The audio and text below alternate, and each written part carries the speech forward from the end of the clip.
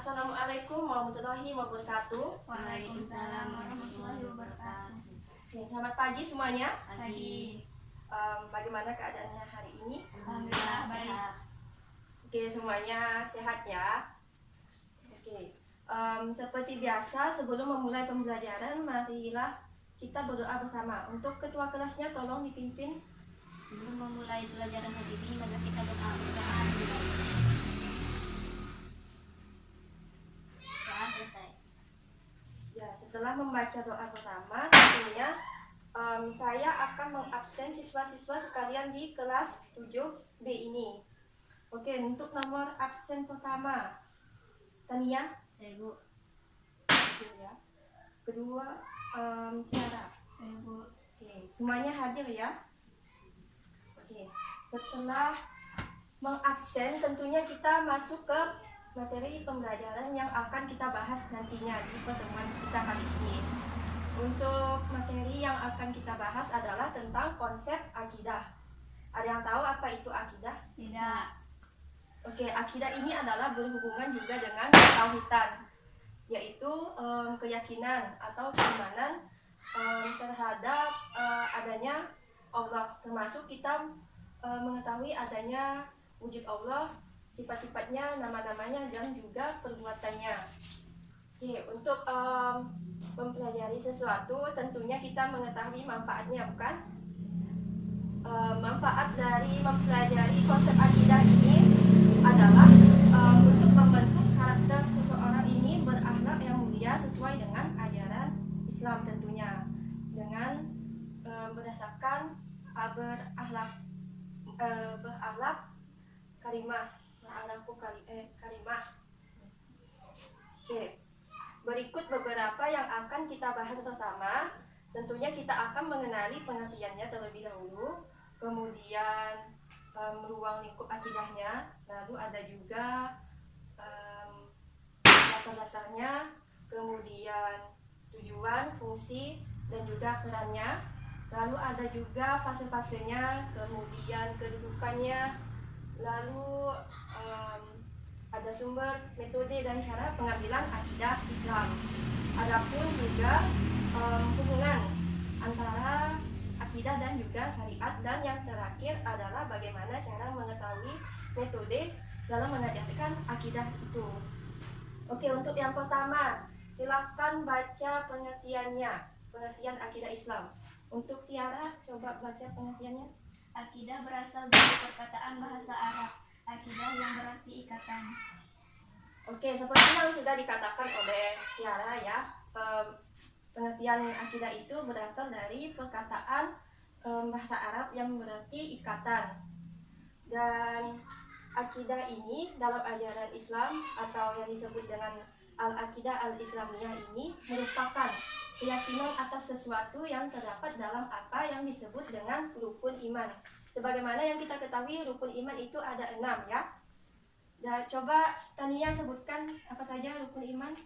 1. Iman kepada Allah Subhanahu wa taala. 2. Iman kepada malaikat. 3. Iman kepada kitab. 4. Iman kepada Rasul. 5.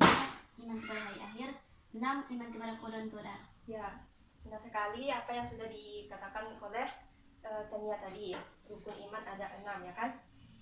Untuk adapun ini didasari dengan hadis sahih yang diriwayatkan oleh Imam Muslim dari sahabatnya Umar bin Khattab yang dikenali juga sebagai hadis Jibril. Dan juga adapun pendapat yang menurut Hasan Al-Banna yang mengatakan bahwa akidah ini ada beberapa perkara yang wajib diyakini oleh hati seseorang, kemudian mendatangkan ketentraman jiwa, dan juga keyakinan tersebut tidak boleh bercampur dengan yang namanya keraguan. Oke. Dan tingkat keyakinan seseorang juga ditentukan dengan didasarkan dengan tingkat pemahamannya terhadap dalil atau bukti. Dan lanjut ke ruang lingkup akidah Islam. Coba bacakan Tania. Ruang lingkup akidah dalam Islam. Ibadah dalam Islam erat sekali hubungannya dengan pendidikan akidah dan akhlak. ibadah dalam Al-Quran dikaitkan dengan takwa, dan takwa berarti pelaksanaan perintah Allah Subhanahu wa Ta'ala dan menjauhi larangannya. Hasan al-Banna mengabarkan bahwa ruang lingkup akidah Islam meliputi pertama ilahiyah, kedua nabuwah, ketiga ruhuniyah, keempat samiyah. Ya. Yang sudah dijelaskan oleh Tania tadi sudah benar bahwa menurut Hasan al-Banna itu mengungkapkan bahwa ruang lingkup akidah dalam Islam ini meliputi adanya ilahiyah, kemudian ada nubuwah, ada ruhuniyah, dan juga yang terakhir adalah samiyah. Untuk ilahiyah ini adalah yang berhubungan dengan Allah. Tentunya termasuk juga sifat-sifatnya, kemudian nama-namanya, dan juga wujudnya dan lalu perbuatannya. Dan di dalam ilahiyah ini kita juga mengenali adanya dalil. Dan dalil ini ada 4 di dalam ilahiyah, yaitu dalil fitrah, kemudian dalil al-hissi, kemudian dalil akli, dan juga yang terakhir dalil nakli. Dan lanjut ke ruang lingkup nubuwah. Untuk nubuwah itu berhubungan dengan nabi dan rasul, termasuk kitab-kitab Allah Subhanahu wa Ta'ala, dan juga mukjizat yang dialami oleh para nabi dan rasul. Untuk kitab-kitab Allah apa saja yang kita ketahui? Ada 4 ya kan? Coba Tiara sebutkan. 1. Al-Quran. Tolong suaranya dikeraskan. 1. Al-Quran, 2. Taurat, 3. Kitab, Al-Quran, Injil. Tolong Tania bantu temannya. ketiga Injil, 4. Zabur. Oke, coba sebutkan kembali. Pertama Taurat, kedua Injil, ketiga Zabur, keempat Al-Quran. Ya, benar sekali apa yang sudah dikatakan oleh Tania tadi, bahwa kitab-kitab Allah yang kita yakini ada 4 ya kan? Dan untuk mukjizatnya juga ini dibedakan menjadi 2 jenis, ada mukjizat hissi dan juga mukjizat akli. Untuk hissi ini kita ambil contoh dari kisah Nabi Musa alaihissalam yang mengubah tongkatnya menjadi seekor ular. Dan ada pun juga kisah Nabi Isa alaihissalam yang bisa menyembuhkan penyakit orang, kemudian bisa menghidupkan kembali orang yang sudah meninggal.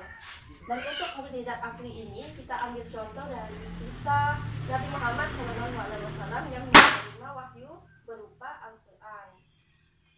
Lanjut ke ruang lingkup ruhuniyah. Ruhuniyah ini berhubungan dengan alam metafisik seperti juga malaikat, roh, lalu iblis, dan juga jin. Dan untuk samiyah ini berhubungan dengan apa yang kita ketahui lewat samai. Maksudnya adalah dalil nakli yang berupa Al-Quran dan As-Sunnah. Kita juga mengetahui adanya alam barzakh, azab kubur, adanya surga dan neraka. Oke, lanjut ke dasar-dasar akidah Islam. Tolong bacakan ya. Di samping ruang lingkupnya, pembahasan akidah berkaitan juga dengan iman. 1. Iman kepada Allah Subhanahu wa Ta'ala. 2. Iman kepada malaikat. 3. Iman kepada kitab. 4. Iman kepada rasul. 5. Iman kepada hari akhir. 6. Iman kepada Allah. Ya, seperti yang sudah disebutkan oleh Tiara tadi, bahwa dasar-dasar ini adalah berupa rukun iman yang kita imani ada 6. Dan tentunya ini membuahkan hikmah dengan mengimani ke-6 rukun iman tersebut. Dan hikmah yang kita terima adalah berupa meningkatkan ketauhidan kepada Allah Subhanahu wa Ta'ala, kemudian mengharapkan kebahagiaan di dunia maupun di akhirat, dan juga bersyukur atas apa yang telah Allah berikan berupa niscaya yang Allah utus para malaikat maupun nabi dalam menyampaikan ajaran Islam ini. Oke, lanjut ke materi yang berikutnya adalah tentang kedudukan akidah Islam. Untuk kedudukan akidah Islam ini dalam ajaran Islam tentunya akidah memiliki kedudukan yang sangat penting. Sebagaimana Allah berfirman dalam tafsirnya, maka sesiapapun yang mengharapkan pertemuannya dengan Allah Subhanahu wa taala, dia hendaklah menjalankan amalan soleh dan juga janganlah menyekutukan Allah selain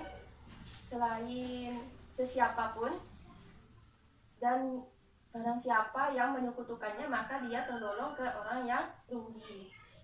Kemudian lanjut ke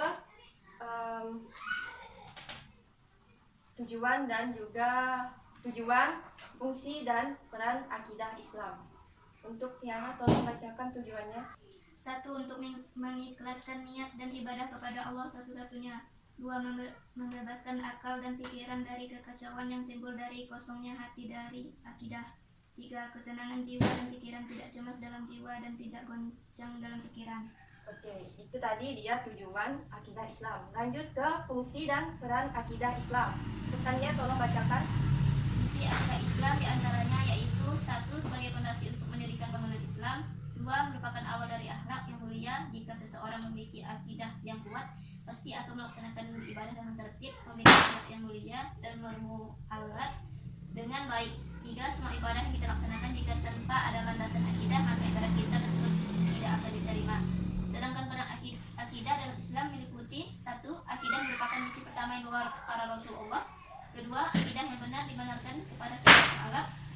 3. Berpegang kepada akidah yang benar merupakan kewajiban manusia seumur hidup. 4. Akidah merupakan akhir kewajiban seseorang sebelum meninggalkan dunia yang fana ini. 5. Akidah yang benar telah mampu menciptakan generasi terbaik dalam sejarah umat manusia, yaitu generasi sahabat dan generasi sesudah mereka. 6. Kebutuhan manusia akan akidah yang benar melebihi segala kebutuhan lainnya karena ia merupakan sumber kehidupan, ketenangan, dan kenikmatan hati seseorang. Oke, setelah dibacakannya tujuan, fungsi, dan peranan, kita lanjut ke materi selanjutnya adalah tentang tentang fase-fase akidah Islam. Ini ada 4 tingkatan di dalam fase-fasenya. Yang pertama adalah fase ragu, yang kedua adalah fase yakin, yang ketiga adalah fase ainul yakin, dan yang fase terakhir disebut dengan hakul yakin. Dan untuk tingkatan ini juga berpotensi atau berdasarkan dengan kemampuan seseorang dalam dikembangkannya dan dalam menyerap akidah Islam tersebut. Oke, lanjut ke sumber, metode, dan cara pengambilan akidah Islam. Untuk yang pertama, tolong bacakan. 1. Sumber-sumber akidah Islam. Akidah Islam adalah sesuatu yang bersifat taufik, maksudnya suatu ajaran yang hanya dapat ditetapkan dengan adanya dalil dari Allah dan Rasulnya.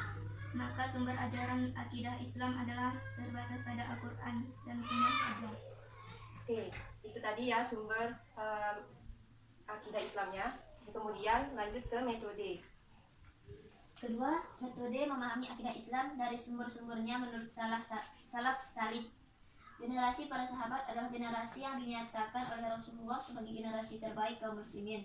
Kebaikan mereka terletak pada pemahaman sekaligus pengenalannya atas ajaran-ajaran Islam secara benar dan kafah. Hal ini tidak mengherankan karena mereka adalah generasi awal yang menyaksikan langsung turunnya wahyu, dan mereka mendapat pengajaran dan pendidikan langsung dari Rasulullah SAW. Setelah generasi sahabat, kualifikasi atau derajat kebaikan itu diikuti secara berurutan oleh generasi berikutnya dari kalangan tabi'in, dan selanjutnya diikuti oleh generasi tabi'in. 3 generasi inilah yang secara umum disebut sebagai generasi salaf. Itu tadi ya sumber, metode, kemudian dan cara pengambilan akidah Islam. Lanjut ke hubungan antara akidah dan juga syariat. Untuk hubungan ini adalah akidah tentunya adalah keyakinan atau keimanan yang teguh, yang pasti terhadap adanya Allah. Kemudian ini tidak boleh, dan keyakinan ini tidak boleh bercampur sedikit pun dengan yang namanya keraguan. Dan untuk yang syariat ini berupa aturan-aturan dan undang-undang yang diturunkan oleh Allah untuk memutus hubungan antara manusia dengan Tuhannya, kemudian hubungan antara manusia sesama manusia, dan ada juga hubungan antara manusia dan juga alam semesta. Dan dalam menjalankan syariat ini juga merupakan implementasi dari menjalankan akidah tersebut. Lanjut ke metode dalam mengajarkan akidah Islam. Metode dalam mengajarkan akidah Islam ini digunakan 2 metode. Untuk metode yang pertama coba sebutkan, Tania. Yang pertama metode rasional atau al-manhaj al-aqli. Oke. Ini metode pertama. Untuk yang metode kedua, coba Tiara sebutkan. Yang kedua metode tekstual al-manhaj an-naqli. Nah, itu dia kedua metode yang digunakan dalam mengajarkan akidah Islam. Oke, sudah selesai ya pembelajaran tentang konsep akidah ini. Dan untuk penjelasan lebih lanjutnya, kalian bisa membaca di buku paketnya masing-masing, buku paket agamanya. Dan sampai di sini ada yang ingin ditanyakan? Tidak. Oke, saya rasa semuanya paham tentang materi konsep akidah ini. Oke. Nah, untuk evaluasinya, saya akan memberikan tugas harian untuk kalian. Nantinya dikerjakan di buku paket agamanya. Kemudian dikumpulkan minggu depan kepada ketua kelasnya terlebih dahulu, kemudian ketua kelasnya mengumpulkannya kepada saya nantinya. Nanti itu dikerjakan di halaman 6 di buku paket agamanya masing-masing. Ya, mengerti? Ngerti. Oke, untuk itu saya cukupkan pertemuan kita kali ini. Untuk ketua kelasnya, tolong siapkan kelas sebelum mengakhiri kelasnya. Sebelum pulang marilah berdoa dimulai. Doa selesai. Oke, saya akhiri. Wabillahi taufiq wal hidayah. Wassalamualaikum warahmatullahi wabarakatuh. Waalaikumsalam